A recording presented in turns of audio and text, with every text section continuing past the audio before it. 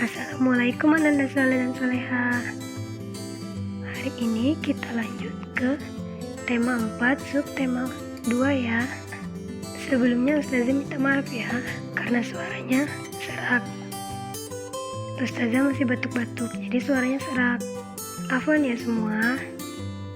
Kita lanjut ke pelajarannya ya. Kita buka halaman 52. Ayo mengamati teks percakapan. Perintahnya, dengarkan temanmu membaca teks percakapan berikut. Tapi karena kita daring, jadi Ustazah yang bacainnya ya. Ceritanya, Dayu dan teman-teman sedang bermusyawarah. Mereka membahas persiapan lomba kebersihan antar kelas. Begini percakapan mereka. Lomba kebersihan antar kelas tinggal 2 hari lagi. Apa yang harus kita lakukan teman-teman? Kata temannya yang lain, menurutku kita harus segera bersiap diri. Kemudian ada juga yang menimpali, setuju, kita harus segera bergotong royong. Kemudian apa yang harus kita persiapkan? Kata temannya yang lain. Kemudian temannya yang berjilbab menjawab, kita harus menyiapkan kemoceng, serbet, kain pel, dan vas bunga. Temannya yang lain pun melanjutkan, mari segera kita siapkan alat-alat tersebut. Kemudian di halaman selanjutnya ada ayo berlatih. Jawablah pertanyaan berikut sesuai hasil musyawarah Dayu dan teman-temannya. Kita mulai jawab nomor 1 ya. Nomor 1, kegiatan apa yang akan diikuti Dayu dan teman-temannya? Jawabannya adalah lomba kebersihan antar kelas. Ya, benar sekali. Kemudian nomor 2, apa hasil musyawarah Dayu dan teman-temannya? Jawabannya, mereka akan bersiap diri. Lanjut ke soal nomor 3, bagaimana pendapatmu terhadap hasil musyawarah mereka? Pendapat Soli dan Solia apa ya? Kalau Ustazah setuju. Lanjut ke soal nomor 4, apa saja peralatan yang perlu mereka persiapkan? Jawabannya, ya, benar sekali. Kemoceng, serbet, kain pel, dan vas bunga. Soal terakhir, menurutmu apa manfaat kegiatan yang akan mereka lakukan? Kalau menurut Ustazah, kegiatan yang mereka lakukan dapat menjaga kebersihan kelas. Kalau Soleh dan Soleha setuju, boleh dituliskan juga sama pendapatnya dengan Ustazah. Lagi ke halaman selanjutnya ya. Ada ayo berdiskusi. Temukanlah makna kata-kata berikut dengan benar.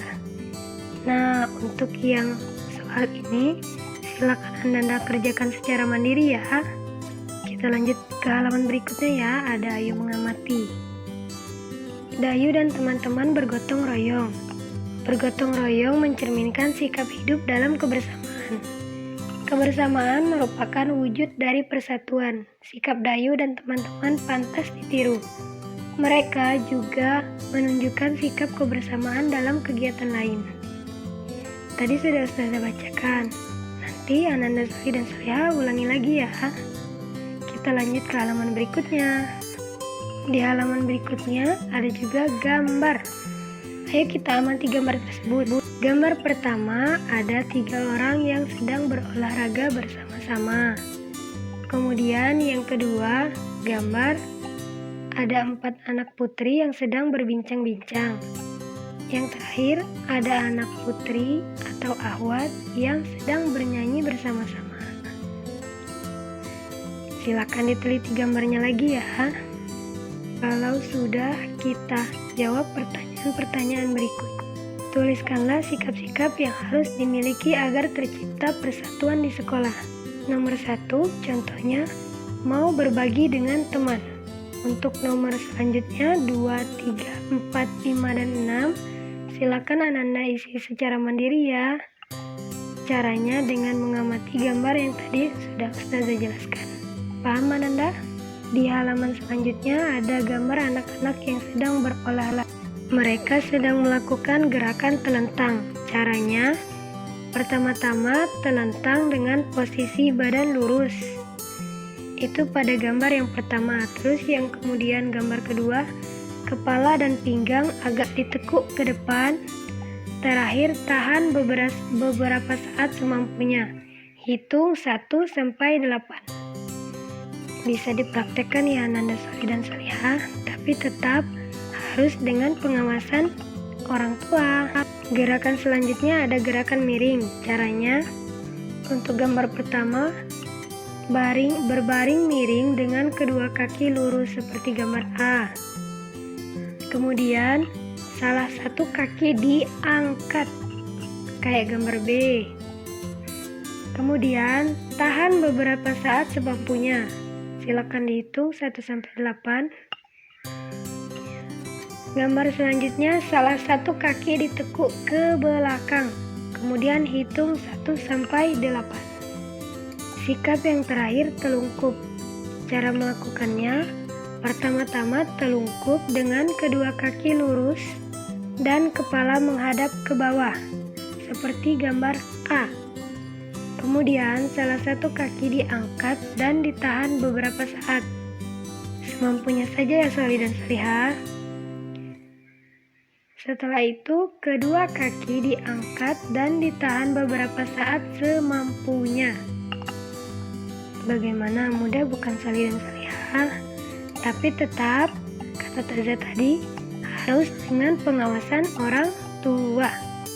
Selanjutnya, ayo membaca. Bacalah teks berikut dengan lafal dan intonasi yang tepat. Maksudnya, kalau misal ada titik, itu artinya berhenti lama, dan ketika ada koma, itu artinya berhenti sebentar. Coba Ananda Soli dan Solihah praktikkan sendiri ya. Lanjut ke ayo mengamati. Ada gambar, di sana ada gambar kelas yang berantakan dan kotor. Terus ada pertanyaannya. Nah, silakan Ananda jawab dengan mandiri ya.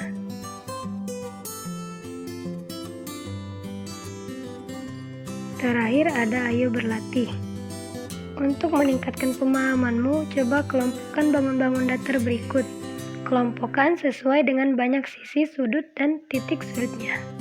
Kemarin kita di kelas sudah belajar tentang sisi, sudut, dan titik sudut. Ada yang masih ingat?